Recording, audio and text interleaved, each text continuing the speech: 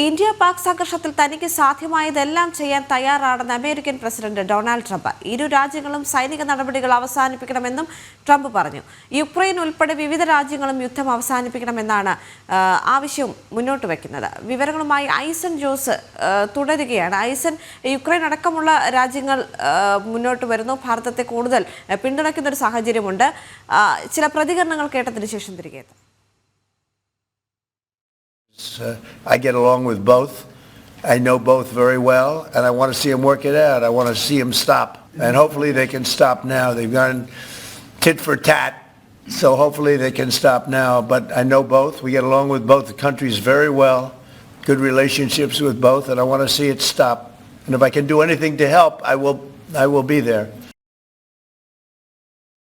ഐസൻ തുടരുന്നുണ്ട്. ഐസൻ, ലോകരാഷ്ട്രങ്ങളെല്ലാം ഭാരതത്തോടൊപ്പം നിൽക്കുകയാണ്. മാത്രമല്ല, അമേരിക്കൻ പ്രസിഡന്റ് പറഞ്ഞത് ഭാരതം കൃത്യമായ ഒരു തിരിച്ചടി പാകിസ്ഥാന് നൽകിയിരിക്കുന്നു എന്ന്. അതോടൊപ്പം തന്നെ യുക്രൈൻ അറിയിച്ചിരിക്കുന്നു ഇരു രാജ്യങ്ങളും ഈ യുദ്ധസമാനമായ ഈ ഒരു സാഹചര്യം ഒഴിവാക്കണമെന്നും നല്ല രീതിയിൽ പോകണമെന്നും യുക്രൈൻ അടക്കം പറഞ്ഞിരിക്കുന്ന ഒരു സാഹചര്യമുണ്ട്. നമ്മൾ റഷ്യ യുദ്ധത്തിലടക്കം യുക്രൈനോടൊപ്പവും റഷ്യയോടൊപ്പവും കൃത്യമായി ഭാരതം നിലപാട് വ്യക്തമാക്കി നിന്നിരുന്നു. ഇതുമായി ബന്ധപ്പെട്ട് കൂടുതൽ ഭാരതത്തിന് പിന്തുണ അറിയിച്ച് രംഗത്തെത്തുകയാണ് ലോകരാഷ്ട്രങ്ങൾ, അല്ലേ?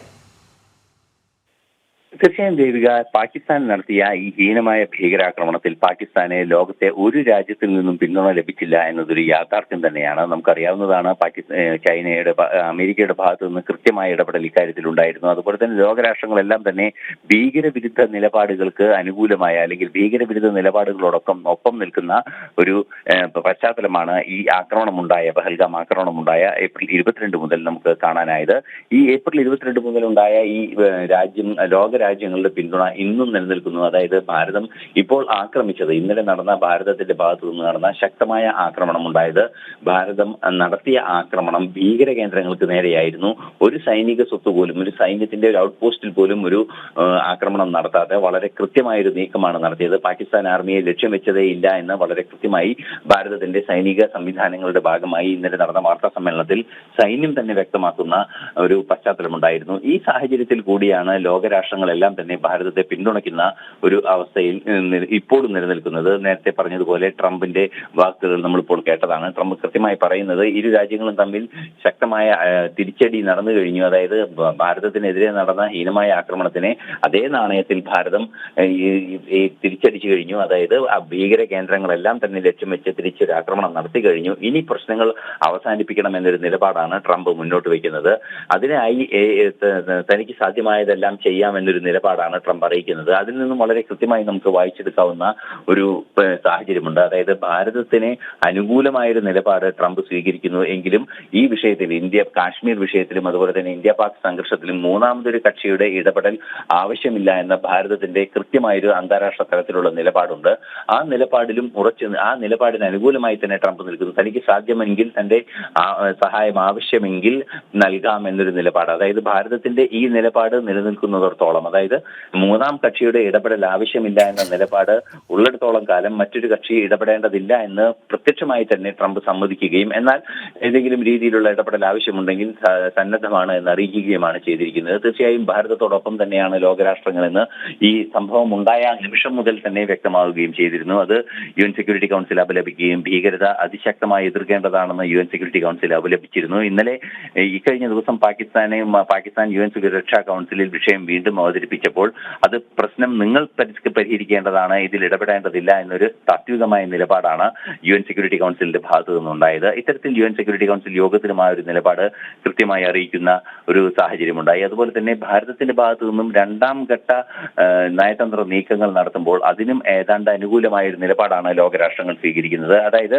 നേരത്തെ സൂചിപ്പിച്ചിരുന്നതുപോലെ ഫിനാൻഷ്യൽ ആക്ഷൻ ടാസ്ക് ഫോഴ്സിന്റെ നടപടികളുണ്ട്. അതായത് ഈ എൻഫോഴ്സ്മെന്റിന് സമാനമായ എൻഫോഴ്സ്മെന്റ് സ്ഥാപനങ്ങൾക്ക് സമാനമായ എൻഫോഴ്സ്മെന്റ് ഡയറക്ടറേറ്റിന് സമാനമായ ലോകരാഷ്ട്രങ്ങളിലെ സ്ഥാപനങ്ങൾ ചേർന്നുണ്ടാകുന്ന ഒരു കൺസോർഷ്യമാണ് ഫിനാൻഷ്യൽ ആക്ഷൻ ടാസ്ക് ഫോഴ്സ്. അത് കള്ളപ്പണ ഇടപാടുകളും അതുപോലെ തന്നെ ഭീകരതയെ പ്രോത്സാഹിപ്പിക്കുന്നതിനെ, ഹവാല പണം ഇടപാടുകളും നടത്തുന്നതിനെ പ്രതിരോധിക്കാൻ വേണ്ടി ഉണ്ടാക്കിയ ഒരു സംവിധാനമാണ്. ഈ സംവിധാനം ഗ്രേ ലിസ്റ്റിൽ, അതായത് അപകടകാരികളായ രാജ്യങ്ങളുടെ ലിസ്റ്റിലാണ് പാകിസ്ഥാനെ നിലനിർത്തിയിരുന്നത്. ഈ അടുത്ത മാസങ്ങൾക്ക് മുമ്പാണ് ആ ലിസ്റ്റിൽ നിന്നും പാകിസ്ഥാനെ ഒഴിവാക്കുകയും ചെയ്തത്. അത്തരത്തിൽ പാകിസ്ഥാൻ ഈ ലോകരാഷ്ട്രങ്ങളെ സംഘടനകളെ പോലും തെറ്റിദ്ധരിപ്പിക്കുന്നു എന്ന് ഇന്നലെ വിദേശകാര്യ വിദേശകാര്യ സെക്രട്ടറി വിക്രം മിസ്രി പരസ്യമായി തന്നെ പറയുകയുണ്ടായി. ഫിനാൻഷ്യൽ ആക്ഷൻ ടാസ്ക് ഫോഴ്സിന്റെ നടപടികളിൽ നിന്നും സ്വയം ഒഴിഞ്ഞു പോരുന്നതിനെ തെറ്റിദ്ധരിപ്പിക്കുന്നതിനുള്ള നീക്കങ്ങൾ പാകിസ്ഥാൻ നടത്തുകയും ചെയ്തു. അത്തരത്തിൽ നീക്കങ്ങൾ നടത്തിയതിനു ശേഷം വീണ്ടും ടെറർ ഫണ്ടിംഗ് നടത്തുന്ന ഒരു സാഹചര്യമാണ് പാകിസ്ഥാന്റെ ഭാഗത്തു നിന്നുണ്ടാകുന്നത്. അതുകൊണ്ട് തന്നെ അത്തരത്തിലുള്ള ഇടപെടലുകളെ പ്രതിരോധിക്കേണ്ടതുണ്ട് എന്ന കൃത്യമായ ഭാരതത്തിന്റെ നിലപാട് പൂർണ്ണമായും ലോകം അംഗീകരിച്ചിരിക്കുകയാണ്. അതുപോലെ തന്നെ ഒരു പക്ഷേ അധികം വൈകാതെ തന്നെ ഫിനാൻഷ്യൽ ആക്ഷൻ ടാസ്ക് ഫോഴ്സിന്റെ ഭാഗത്ത് നിന്ന് വീണ്ടും പാകിസ്ഥാനെ ഗ്രേ ലിസ്റ്റിലേക്ക് മാറ്റാനുള്ള സാധ്യത തള്ളിക്കളയാനാവില്ല എന്ന് വളരെ കൃത്യമായ നിരീക്ഷണങ്ങളും സൂചനകളും പുറത്തുവരികയും ചെയ്യുന്നുണ്ട്. അത്തരത്തിൽ ലോകരാഷ്ട്രങ്ങൾ മുഴുവനും ലോകരാഷ്ട്ര സംഘടനകൾ മുഴുവനും, അതായത് ഇത്തരത്തിലുള്ള ഫിനാൻഷ്യൽ ആക്ഷൻ ടാസ്ക് ഫോഴ്സ് ആകട്ടെ, IMF ആകട്ടെ, അത്തരത്തിലുള്ള സംഘടനകളെല്ലാം തന്നെ ഭാരതം മുന്നോട്ട് വയ്ക്കുന്ന വിഷയത്തെ പരിഗണിക്കുകയും അതേ സംബന്ധിച്ച് ചർച്ച നടത്തുകയും വീണ്ടും അത് സംബന്ധിച്ചുള്ള നടപടികളിലേക്ക് നീങ്ങുകയും ചെയ്യുന്ന ഒരു പശ്ചാത്തലമുണ്ട്. തീർച്ചയായും ലോകരാഷ്ട്രങ്ങളും അതുപോലെ തന്നെ ആഗോള സംഘടനകളെല്ലാം തന്നെ ഭാരതത്തിന്റെ ഭീകരവിരുദ്ധ നിലപാടിനെയും ഇന്നലെ നടന്ന തിരിച്ചടിയെയും കൃത്യമായി അംഗീകരിക്കുന്നുണ്ട്. എങ്കിൽ കൂടി സമാധാനം പുലരണമെന്നൊരു നിലപാട് അറിയിക്കുന്നു എന്നതൊരു യാഥാർത്ഥ്യം തന്നെയാണ്. എന്ത് തന്നെയായാലും ഭാരതത്തിന് അനുകൂലമായി ലോകം ചിന്തിക്കുന്ന ഒരു സാഹചര്യം ഇപ്പോഴും നിലനിൽക്കുന്നു. അത് ട്രംപിന്റെ വാക്കുകളിൽ നിന്നും മനസ്സിലാക്കാൻ സാധിക്കുന്നുണ്ട്. അതുപോലെ തന്നെ ഈ ലോകം മുഴുവനുമുള്ള സംഘടനകൾ, അതായത് UN സെക്യൂരിറ്റി കൗൺസിൽ ഉൾപ്പെടെയുള്ള സംഘടനകളുടെ നിലപാടുകളിൽ നിന്നും അത് വ്യക്തമാണ്. ഇപ്പോൾ യുക്രൈന്റെ നിലപാടുകളിൽ നിന്നാകട്ടെ, അത്തരത്തിലെല്ലാ നിലപാടുകളിൽ നിന്ന്, എല്ലാ രാഷ്ട്രങ്ങളുടെയും നിലപാടിൽ നിന്ന് അത് വ്യക്തമാണ്. ഒമാനും അതുപോലെ തന്നെ ഖത്തർ ഉൾപ്പെടെയുള്ള രാജ്യങ്ങൾ, അതുപോലെ അറേബ്യൻ രാജ്യങ്ങളെല്ലാം തന്നെ നിരവധി രാജ്യങ്ങൾ ഇത്തരത്തിൽ ഭീകരതയ്ക്കെതിരായ ഉറച്ച നിലപാടിന്റെ ഭാഗമായി രംഗത്ത് വന്നിരുന്നു. അതുപോലെ ഏറ്റവും സുപ്രധാനമായി നിരീക്ഷിക്കേണ്ടത് പാകിസ്ഥാനോടൊപ്പം നിൽക്കുന്ന ഒരു രാജ്യമാണ് ചൈന. പാകിസ്ഥാൻ ഭാരത വിരുദ്ധ നിലപാടുകൾ സ്വീകരിക്കുന്ന ഒരു രാജ്യമാണ് ചൈന. എന്നാൽ ഭീകരതയെ പ്രോത്സാഹിപ്പിക്കുന്ന പാകിസ്ഥാന്റെ നിലപാടിനോട് അനുകൂലമല്ലാത്തൊരു നീക്കം തന്നെയാണ് ചൈനയുടെ ഭാഗത്തു ഉണ്ടായിരിക്കുന്നത്. തീർച്ചയായും പാകിസ്ഥാൻ സ്പോൺസർ ചെയ്ത് നടത്തുന്ന ഭീകര പ്രവർത്തനങ്ങളുടെ ഭാഗമായി ഭാരതത്തിൽ നടത്തുന്ന ആക്രമണങ്ങളെയെല്ലാം ശക്തമായി എതിർക്കുകയാണ് ലോകരാഷ്ട്രങ്ങൾ മുഴുവനും, അതുപോലെ തന്നെ ആഗോള രാഷ്ട്ര സംഘടനകൾ മുഴുവനും. അതുപോലെ തന്നെ ഭാരതത്തിനെതിരായ ഒരു നിലപാട് സ്വീകരിക്കുന്ന ചൈന, പാകിസ്ഥാൻ അനുകൂലമായ നിലപാട് തുടർച്ചയായി സ്വീകരിക്കുകയും ചെയ്യുന്ന ചൈന പോലും ഈ ഭീകരാക്രമണങ്ങളെ പിന്തുണയ്ക്കുന്ന പാകിസ്ഥാന്റെ നീക്കത്തെ അംഗീകരിക്കുന്നില്ല എന്നൊരു യാഥാർത്ഥ്യം തന്നെയാണ് നിലനിൽക്കുന്നത്. അത്തരത്തിലുള്ള നീക്കങ്ങൾ പുരോഗമിക്കുകയും ചെയ്യുന്നുണ്ട് എന്നാണ് മനസ്സിലാക്കാൻ സാധിക്കുന്നത്. ഒരു പരിധിവരെ ഈ ഭീകരാക്രമണങ്ങളെ പിന്തുണയ്ക്കുന്ന നീക്കം ചൈന നടത്തില്ല എന്ന ഒരു നിലപാട് പാകിസ്ഥാനെ അറിയിച്ചിട്ടുണ്ട് എന്ന് തന്നെയാണ് അറിയാനും സാധിക്കുന്നത്. അതുകൊണ്ട് തന്നെ ഭീകരാക്രമണങ്ങൾക്ക് പിന്തുണ നൽകാനുള്ള ഒരു നീക്കത്തിൽ ഇനി പാകിസ്ഥാൻ മുന്നോട്ട് പോകില്ല. അതുതന്നെയാണ് ഭാരതം മുന്നോട്ട് വെച്ച ഒരു വിജയം, അല്ലെങ്കിൽ സൈനിക നയതന്ത്ര വിജയം എന്ന് കണക്കാക്കേണ്ടത്. തീർച്ചയായും ഭാരതത്തിനെതിരെ പാകിസ്ഥാൻ നടത്തുന്ന യുദ്ധങ്ങളെല്ലാം അല്ലെങ്കിൽ ആക്രമണങ്ങളെല്ലാം ഇത്തരത്തിലുള്ള ഭീകരരെ ഉപയോഗിച്ചുകൊണ്ടാണ്. അത് കാർഗിലിൽ കണ്ടതും അത്തരത്തിലാണ്, ഇപ്പോൾ കണ്ട പഹൽഗാം ആക്രമണം അങ്ങനെയാണ്. അതുപോലെ നുഴഞ്ഞുകയറ്റക്കാരെ എപ്പോഴെല്ലാം വരുന്നു അതെല്ലാം തന്നെ ഇത്തരം ഭീകര സംഘടനകളുടെ ഇടപെടലാണ്. അത് ഭാരതത്തിന്റെ പാക് അധിനിവേശ കാശ്മീരിലും അതുപോലെ തന്നെ ഭാരതത്തിന്റെ നിയന്ത്രണത്തിലുള്ള ഭാഗങ്ങളിലെല്ലാം തന്നെ ഇത്തരത്തിലുള്ള നീക്കങ്ങൾ പാകിസ്ഥാൻ നടത്തുന്നത് ഒരു തീവ്രവാദ സ്വഭാവമുള്ളവരെ ഇളക്കി വിട്ടുകൊണ്ടുള്ള, അല്ലെങ്കിൽ തീവ്രവാദത്തിന് പ്രോത്സാഹനം നൽകിക്കൊണ്ടാണ്.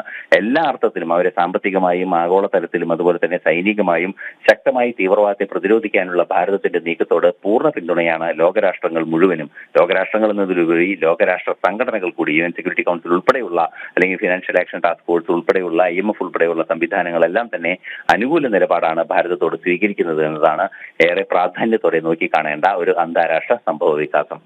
ദേവിക. ശരി.